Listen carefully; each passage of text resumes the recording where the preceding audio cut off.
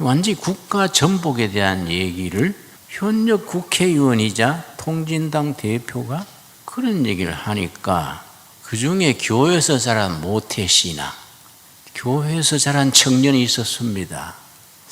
이거 이상한데? 내가 통진당에 들어온 거는 평등 세상, 좋은 세상 만들자고 들어왔는데 이게 무슨 소린가? 대한민국 헌법을 부정하고 공산하자는 거 아닌가? 통일부가 자체 카렌다를 만들었는데 2022년 통일부 카렌다에 김일성 생일을 기념일로 인쇄를 해놨습니다. 그래서 매스컴에 좀 말썽이 있었지요, 여러분. 우리가 김일성 기념일을 국가 기념일로 지켜야겠습니까? 뭐인가 좀 어영부영하는 사이에 이상해졌어요. 우리가 미처 모르는 사이에 나라 사정이 많이 꼬부라졌습니다. 학교에서 학생들을 가르칠 때 주로 전교조 교사들이 미군은 점령군으로, 소련군은 해방군으로 그렇게 가르칩니다. 그리고 자유민주주의를 뿌리 내리고 6.25 전쟁에 나라를 구하고 한미동맹을 튼튼히 세운 이승만 박사는, 초대 대통령은 친미 매국노처럼 그렇게 매도하고, 또 김일성은 민족 해방 영웅처럼 그렇게 묘사를 해서 가르칩니다. 상당히 우려스러운 일이지요. 우리 대한민국의 국시, 국가 건립의 기본은 자유민주주의입니다. 그런데 초중고 도덕 교과서 중에 어떤 교과서는 자유는 빼버리고 민주주의다, 그렇게 써놓은 책들을 보고 내가 충격을 받았습니다. 민주주의의 자유를 빼면은 인민민주주의도 있고 수령민주주의도 있고 대단히 위험한 발상이지요. 어떻게 대한민국의 건국 이념인 자유민주주의 기본을 흔들려 할까? 그래서 우리가 학교 교육에 관심 가져야 됩니다. 우리는 학교를 믿고 자식들을 보내는데 뭘 가르치는지 알아야 돼요. 한국 교회는 신교육 운동에 아주 기초를 닦았습니다. 신교육은, 현대교육은 교회가 기본을 닦았는데 한국 교회가 복을 받아서 아시아에서 처음 성공한 교회가 됐습니다. 앞으로 민족 통일과 아시아 복음화에 한국 교회는 책임과 사명이 있습니다.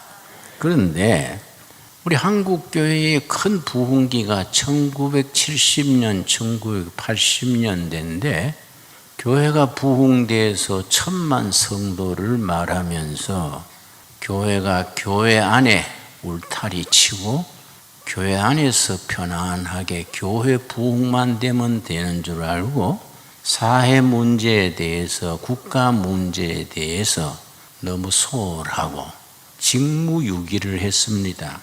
교육은 정교조가 차지해버리고 노동운동은 민주노총이 차지해버리고 정치계는 김일성 주체사상이 민족의 희망이다. 정신없는 소리지요. 그걸 주사파라 그래요.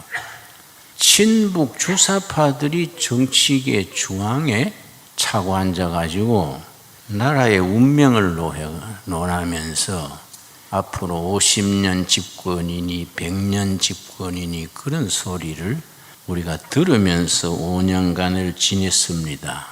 여러분, 민주노총이 어느 정도 심각하냐 하면 이석기란 분 얘기 들으셨지요? 경기도를 중심으로 한 간첩망 중에 동부연합이라는 게 있었습니다. 동부연합. 북한이 남조선 공산화 운동의 세계 연합을 지방별로 조직해서 지하에서 움직이는데 동부연합 간첩 조직의 책임자가 이석길이랬습니다. 이 사람이 국회의원까지 된 거지요. 그래가지고 정부의 돈을 가지고 비서를 4명이나 쓰고 그 정당의 정부 예산 1년에 100억을 받고 아주 호시절이 옮깁니다. 그런데 이 사람이 방심했어요. 동부연합의 그 핵심 세력들 한 100명 모여놓고 보통 지하운동은 한두 명 1대1로 전달해야 되는데 너무 잘 돼가니까 방심했지요. 그게 무슨 당입니까? 뭐 통진당인가? 대표들 100명을 모아놓고 그날이 오면 어느 조는 KT 방송국 점령하고 어느 조는 KTX 잠방 점령하고 이걸 공석에서 얘기를 한 거예요. 완전히 국가 전복에 대한 얘기를 현역 국회의원이자 통진당 대표가 그런 얘기를 하니까 그 중에 교회에서 자란 모태신앙, 교회에서 자란 청년이 있었습니다. 이거 이상한데? 내가 통진당에 들어온 거는 평등 세상, 좋은 세상 만들자고 들어왔는데 이게 무슨 소린가? 대한민국 헌법을 부정하고 공산하자는 거 아닌가? 요새 좀 편리한 게 있어요. 주머니에 핸드폰을 손으로 만지작 해서 그걸 녹음을 했어요. 집에 가서 들어보니 가장 참거든요. 완전히 이 자유민주주의 체제를 뒤집어서 북한에 갖다 바치자는 얘기예요. 자기 아는 친척 중에 중앙정보부 요원이 있어서 삼촌, 이거 한번 들어보세요. 들어본 거예요. 본래 그 사람이 국가정보기관에서 수상해서 자료를 모으고 있었는데 그게 이제 황교안 법무장관 때 자꾸 뒷조사를 했었는데 자료가 없었어. 그래서 그걸 듣고 이거 대박이다. 계속 좀 녹음을 해 주시오. 그럼 우리 정부에서 얼마를 보상을 하겠습니다. 그러니까 이 사람이 크리스찬이에요. 아닙니다. 난 나라 위해서 하는 거지 내가 뭐 수입 잡으려 한 거 아닙니다. 계속 녹음을 한 거예요. 그런데 자기들이 생각할 때 정보가 쇠는 것 같단 말이에요. 분위기가 수상할 때 딱 끊고 그 자료를 가지고 이석기를 체포해가지고 그래서 통진당 해산하고 형을 살았지요. 근데 형을 덜 살고 지난해 연말 특사로 나왔지요. 이석기가 석방이 됐는데 문제는 뭐냐면은 동부연합의 이석기 후임이 양경수라는 사람이죠. 양경수. 이석기의 후임인데 이 사람이 이번에 민주노총 대표가 됐네. 민주노총 아시지요? 그러니까 우리가 이 시대가 상당히 위험한 거예요. 중요한 건 3월 9일 선거가 이 나라의 국운을 좌우하는 큰 고비입니다.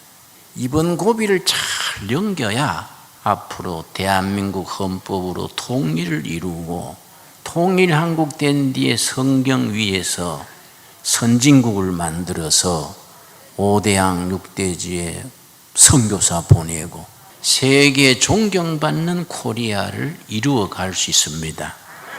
이분이 굉장히 중요한 거예요.